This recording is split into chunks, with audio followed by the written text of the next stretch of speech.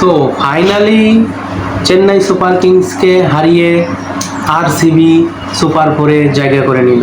ঘটনাটা অবিশ্বাস্য হলেও আইপিএলের ইতিহাসে এটাই প্রথম কামব্যাক। আরসিবি প্রথমতে যেভাবে খেলছিল তাতে কিন্তু তারা প্রথম দিকতেই ছিটকে যেতে পারে এমনটাই ধারণা করেছিল সবাই।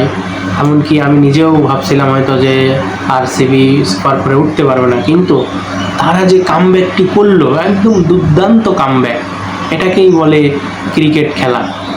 সো এখন সুপার ফোরে 1 নম্বরে আছে কলকাতা, 2 নম্বরে আছে সানরাইজার্স হায়দ্রাবাদ এবং 3 নম্বরে রাজস্থান এবং 4 নম্বরে আরসিবি।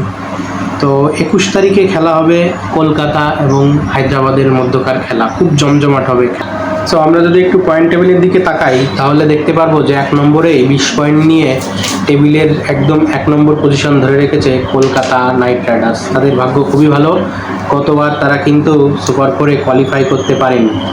এবং 2 নম্বর পজিশনে আছে সানরাইজার্স হায়দ্রাবাদ 17 পয়েন্ট নিয়ে, এবং 3 নম্বরে আছে রাজস্থান, তারাও কিন্তু একই 17 পয়েন্ট নিয়ে। এদিকে রান রেটের দিক থেকে সানরাইজার্স হায়দ্রাবাদ একটু এগিয়ে আছে, এবং 4 নম্বরে সর্বশেষ পজিশনে আছে আরসিবি, তাদের পয়েন্ট 14।